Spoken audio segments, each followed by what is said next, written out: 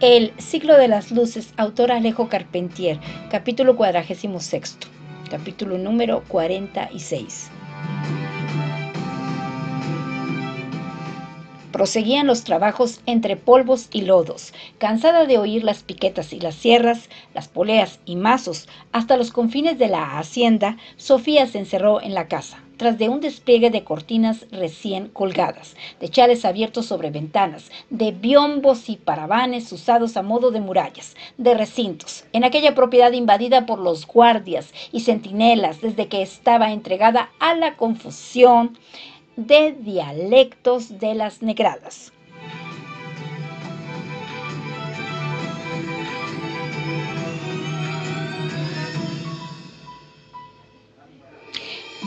Sentada en lo alto de una escalera de mano, echada sobre alguna alfombra, acostada sobre la fresca caoba de una mesa, había leído toda la literatura encontrada en la biblioteca, desechando tratados que nada le decían por la voz de sus álgebras, geometrías y estampas demasiado cargadas de alusiones científicas, cuyos personajes llevando una A o una B sobre el lomo se inscribían en figuras de teoremas que acaso los relacionara con la trayectoria de los astros o los portentosos fenómenos de la electricidad.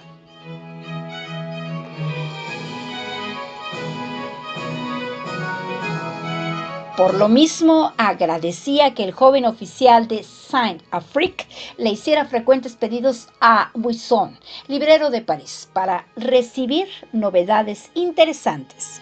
Pero nada muy notable le venía de Francia en aquellos días, fuera de algún relato de viajes a Kamchatka, a las Filipinas, a los fiordos, a la Meca. Narraciones de descubrimientos y naufragios, cuyo éxito respondía acaso a un hastío de las gentes ante tantos textos polémicos, moralizantes, admonitorios, ante tantas autodefensas, memorias, panegíricos, verídicas historias de esto o de aquello, como se habían publicado en los últimos años, nada atraída por las columnas truncas, los puentes arqueados sobre arroyos artificiales, los templetes a lo Ledaux, que empezaban a perfilarse sobre las tierras circundantes sin acabar de inscribirse en una vegetación demasiado hostil y rebelde para amaridarse con estilos arquitectónicos sometidos a proporciones y lineamientos. Sofía se desatendía de la realidad para viajar imaginariamente a bordo de las naves del capitán Cook de la Pérouse, cuando no seguía a Lord Macartney en sus andanzas por los desiertos de la Tartaria.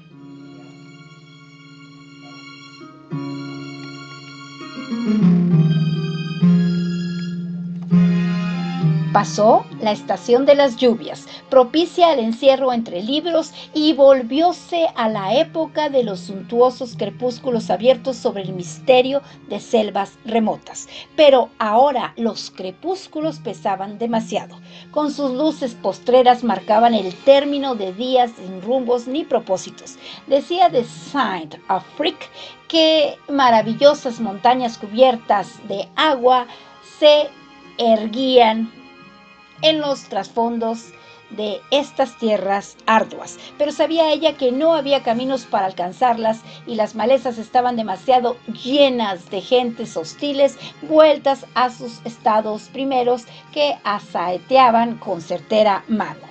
Sus pasos, llevados por un anhelo de acción, de vida útil y plena, la habían conducido a una reclusión entre árboles en el más vano e ignorado lugar del planeta. Solo oía hablar de negocios. La época había llegado triunfalmente, estrepitosamente, cruelmente a una América aún semejante.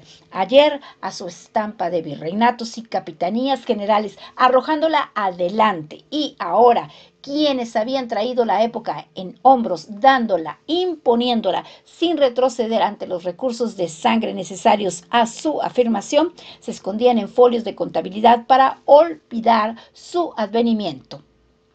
Entre escarapelas perdidas y dignidades manchadas andaba el juego, llevado por quienes parecían olvidados de su tormentoso y fuerte pasado.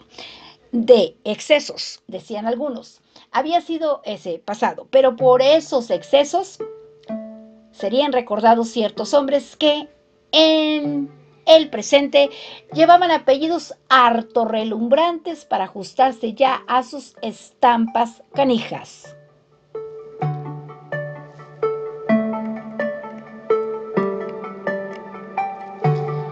Cuando se decía que la colonia podía ser atacada cualquier día por Holanda o Inglaterra, Sofía llegaba a desear que ocurriera pronto para que un acontecimiento, por duro que fuese, sacara a los adormecidos, a los harto ahitos de sus tratos, cosechas y beneficios.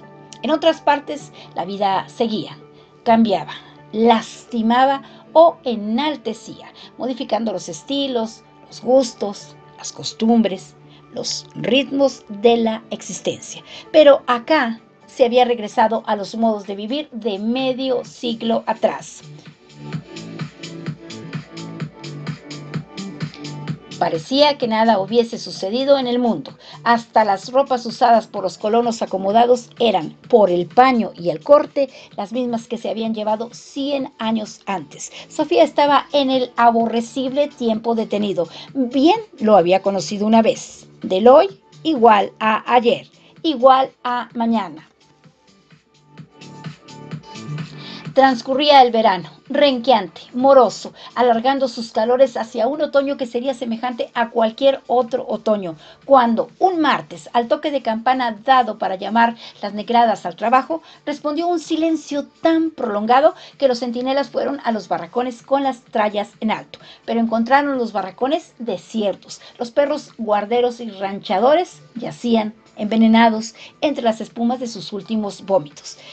Sacadas de los establos, las vacas se desplomaban al cabo de un corto andar de bestias ebrias. Metiendo las cabezas debajo de los pesebres, los caballos, de vientres hinchados, largaban sangre por los hollares. Pronto llegaron gentes de las haciendas cercanas. En todas partes había ocurrido lo mismo, usando de galerías cavadas durante las noches, desclavando tabiques con tales mañas que nadie hubiese oído ruido alguno, distrayendo la atención de sus guardianes con pequeños incendios provocados aquí y allá.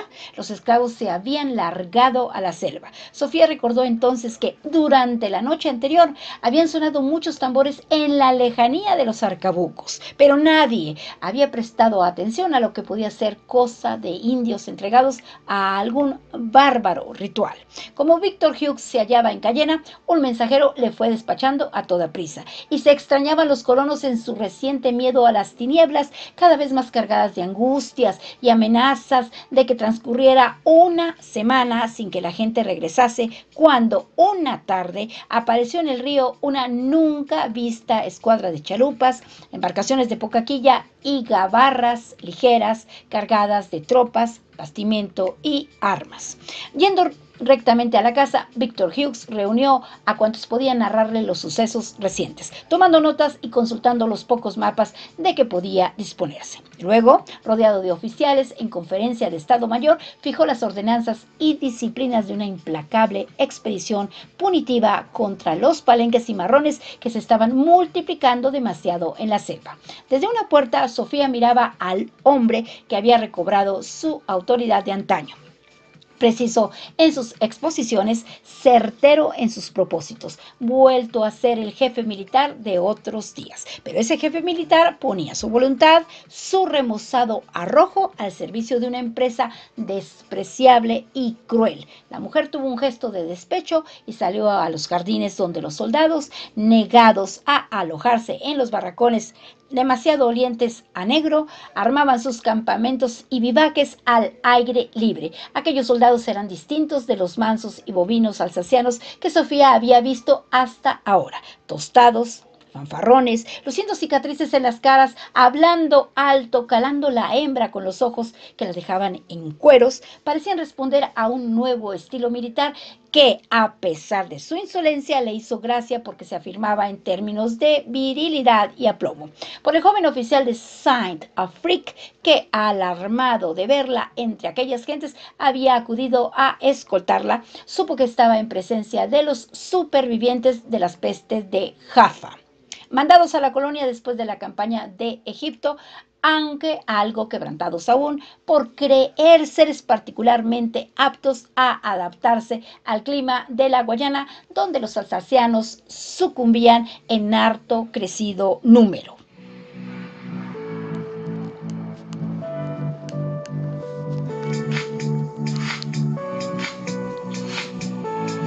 Ahora contemplaba con asombro a aquellos soldados brotados de lo legendario, que habían dormido en sepulcros cubiertos de jeroglíficos, fornicado con prostitutas coptas y maronitas, y se jactaban de conocer el Alcorán y de haberse reído de los dioses con caras de chacal y caras de pájaros, cuyas estatuas se erguían aún en templos de enormes columnas. Un soplo de gran aventura venía con ellos por sobre el Mediterráneo desde Abukir, desde el monte Tabor, desde Saint-Jean d'Acre. No se cansaba Sofía de preguntar a aquel, lo que había visto, lo que había pensado durante la insólita empresa que llevara un ejército francés hasta el pie de las pirámides. Tenía ganas de sentarse junto a las cantinas, de compartir la sopa que ahora se vertía en las escudillas a grandes cucharazos, de tirar los dados sobre el tambor donde los huesos repicaban como granizos, de beber el aguardiente que todos traían en cantimploras marcadas con caracteres arábicos. No debe permanecer aquí, señora, decía de Saint-Affrique, que desde hacía algún tiempo desplegaba un celoso cuidado de chichisbeo en torno a Sofía. Es gente alborotosa y vulgar. Pero la mujer seguía atada a algún relato, a alguna heroica jactancia, secretamente halagada, y no se avergonzaba de ello, al sentirse codiciada, desnuda, palpada en ánimo por aquellos varones, rescatados del mal bíblico que al embellecer sus propias hazañas trataban de hacerle recordar sus fuertes jetas.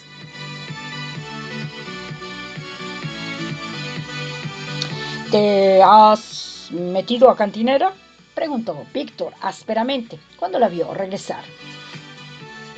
Al menos las cantineras hacen algo, dijo ella. ¿Hacer algo? ¿Hacer algo? Siempre estás con la misma monserga. Como si el hombre pudiese hacer algo más de lo que puede hacer. Víctor iba, venía, impartía órdenes, fijaba objetivos, dictaba instrucciones tocantes al pertrechamiento de las tropas por la vía fluvial. Casi iba Sofía a admirarse de su energía cuando recordó lo que bajo este techo se estaba organizando. Una vasta matanza de negros. Se encerró en su cuarto para ocultar un repentino acceso de cólera. Pronto rotó en llanto.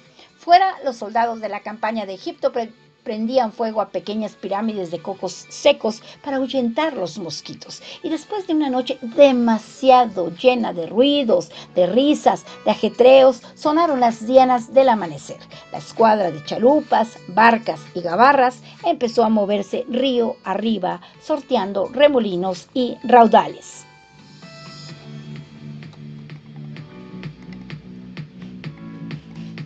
Pasaron 6 semanas y una noche, en el pesante rumor de una lluvia que caía desde 3 días, regresaron varias embarcaciones. De ellas descendían hombres agotados, febriles, con los brazos en cabestrillo, fangosos, malolientes, enredados en vendas color de lodo. Muchos de ellos asaeteados por los indios, mondados por los machetes de los negros, eran traídos en parihuelas. Víctor llegó de último tembloroso, arrastrando las piernas, con los brazos echados sobre los hombros de 2 oficiales oficiales. Se dejó caer en una butaca pidiendo mantas y más mantas para envolverse, pero aún envuelto, arrebujado, metido en frazadas de lana, en ponchos de vicuña, seguía temblando. Sofía observó que tenía los ojos enrojecidos y purulentos. Tragaba saliva con dificultad como si tuviese la garganta hinchada.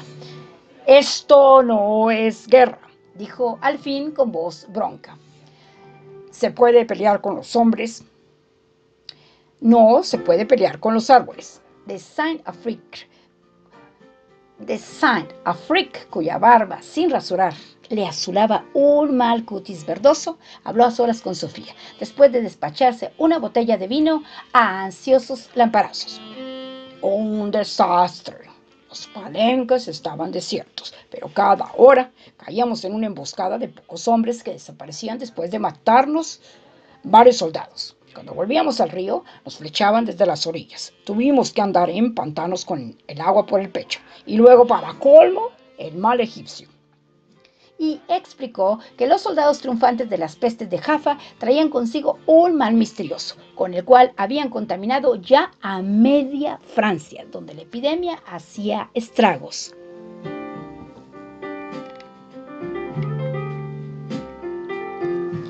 Era como una fiebre maligna con dolores articulares que se trepaba al cuerpo, estallando por los ojos. Se inflamaban las pupilas, llenábanse los párpados de humores. Hanana llegarían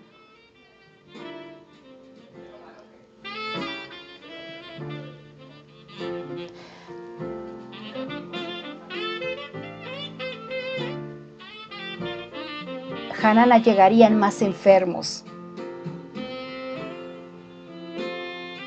Jamás llegarían más enfermos, más heridos, más hombres derrotados por los árboles de la selva y por armas que, con sus trazas prehistóricas, sus dardos de hueso de mono, sus flechas de caña, sus picas y machetes, campesinos habían desafiado la artillería moderna. Dispara usted un cañonazo en la selva y todo lo que ocurre es que le cae encima un alud de hojas podridas. En deliberación de tullidos y macheteados, se acordó que Víctor sería llevado a Cayena al día siguiente, con los heridos de mayor cuidado. Sofía, gozosa por el fracaso de la expedición, recogió sus ropas y las guardó en banastas tejidas, olientes a vetiver, con ayuda del joven oficial de Saint-Affrique. Tenía el presentimiento de que no regresaría ya a aquella casa.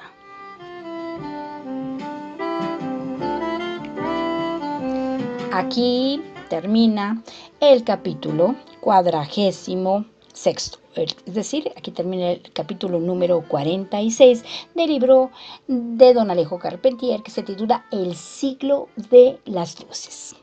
Son las 4 de la tarde con 47 minutos, solo faltan 13 minutos para que sean las 5 de la tarde y hoy es un fresco y lluvioso día 27 de septiembre del 2021.